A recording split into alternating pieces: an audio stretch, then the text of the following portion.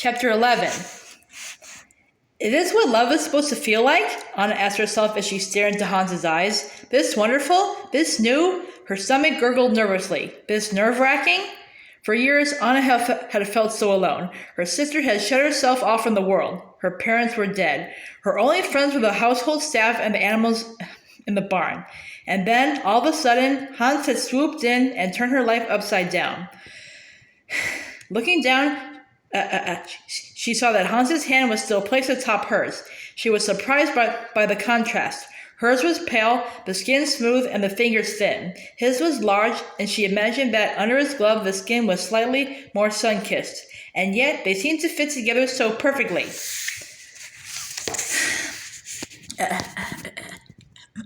Can I just say something crazy? She said, looking back up and into Hans's eyes. Without hesitation, he answered, I love crazy. Anna smiled and opened her mouth, about to tell him that bumping into him was one of the best things that had ever happened to her. But she stopped herself, suddenly nervous and unsure. What if she said that and he didn't feel the same way? What if he ended up thinking she really was crazy for saying such a wild and spontaneous thing?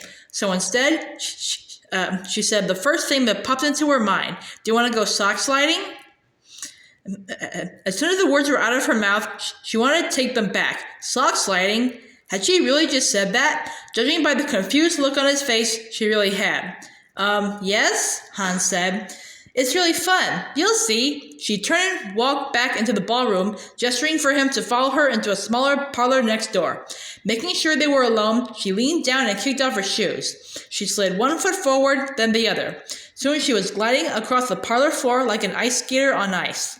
Anna kept her head down, worried that when she looked up, she would find Hans staring at her like she had three heads, or worse, she wouldn't find him at all because he would have run away.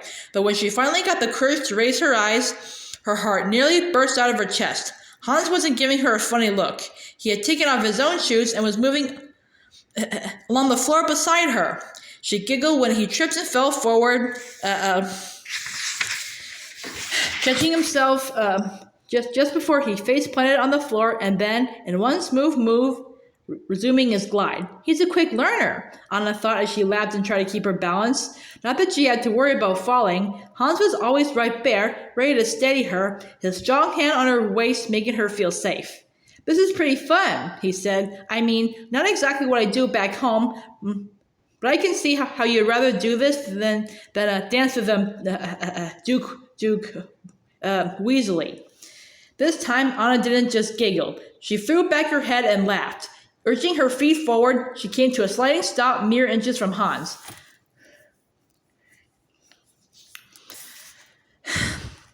Like I said, not much opportunity to dance with other people. I often had the whole parlor to myself to slide. She gestured around the room. Unfortunately, in her excitement, she swung her arm a bit too hard and the momentum sent her flying straight into his chest. She had only a moment to register the thud of his heart against hers, and then they were lying on the floor in a heap. I'm so sorry, she cried. I keep falling on you, and I don't mean to. My feet just seem to have a way of getting away from me. At least that's what Gerda says. She says that if there is something breakable in a room, I'll find it, and... Her voice trailed off as she realized Hans hadn't tried to move away from her. I'm beginning to realize I like having someone to hold steady, he said, reaching up and tucking a strand of her hair behind her ear. Anna felt warmth rush through her, and she ducked her head shyly. Really? She asked. Really, Hans replied, smiling. Well, then I guess you must really like me, Anna said, the words popping out of her mouth before she could think better of it. I'm beginning to realize that too, Hans said. For a moment, they just lay there, the moonlight shining down on them through the balcony door. It was as though they were the only two people who existed in the world. Anna could have sworn she heard music in her head and felt her heart bursting. Reluctantly, she stood up, breaking the spell. We should probably get back to the ball, she said softly. My sister is probably wondering where I am. She quickly brushed herself off. The last thing in the world she wanted to do was go back into the ball. She felt like if she did, the moment would be over. Hans would waltz out of her life and she would never see him again. Watching as he got up, she suddenly knew she couldn't let that happen. Or we could wait a little bit longer. Maybe we could go to the lighthouse, Hans suggested, finishing her sentence. Her mouth dropped open. I was just about to say that. How did you know? He asked, once again saying exactly what she was going to. He smiled. I saw it when we sailed in, and I thought it was beautiful. Would you show me?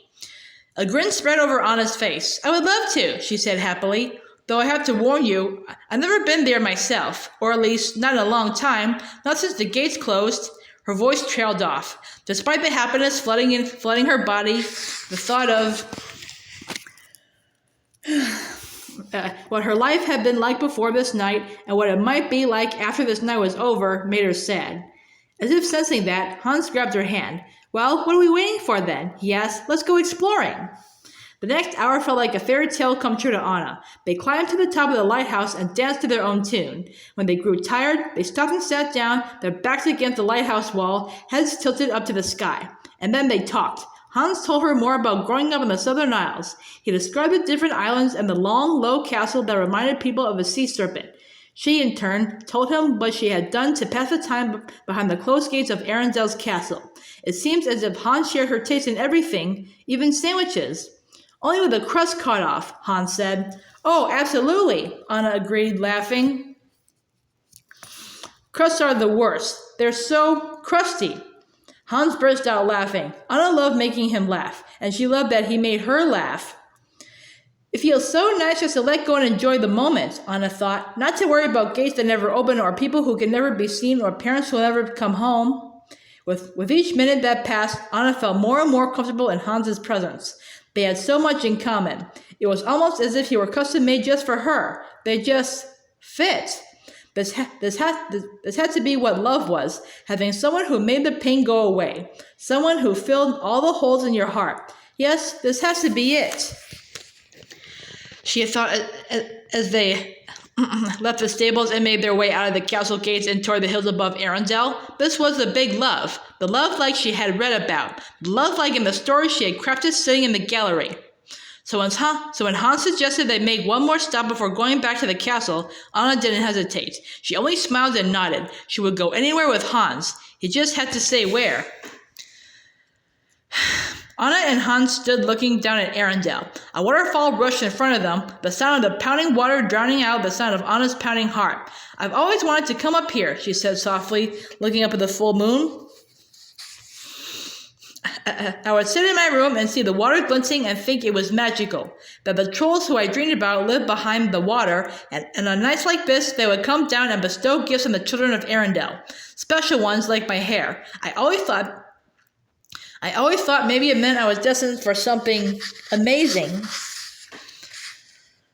Reaching over, Hans gently pulled the white strand of hair loose and held it in his fingers. You are destined for something, Anna. I can feel it.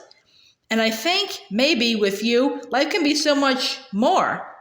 Anna smiled. Do you really think so? She asked softly. Hans nodded. Can I say something crazy? He asked. Anna smiled. Will you marry me? Anna felt her heart skip a beat. She saw Hans looking down at her with hopeful eyes. She listened to the water pouring over the ancient rocks and wondered if this was the first time they had seen someone propose. She felt the cool mist wash over her skin and shivered. It was as though every sense was heightened, every emotion magnified.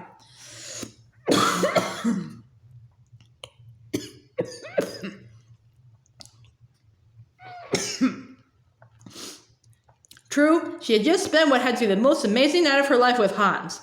And true, it felt like they were in perfect sync. And true, he was funny and handsome.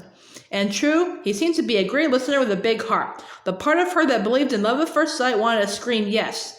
But there was a smaller part of her that was whispering, think about what you were doing, Anna. You've just met this boy. Maybe you should take the time to get to know him.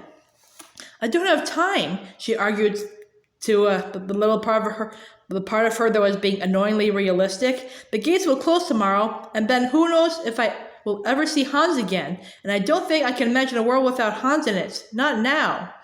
Slowly, Anna looked up at Hans. She knew what she needed to say. She knew what the right thing to do was. All she had to do was open her mouth and say the words,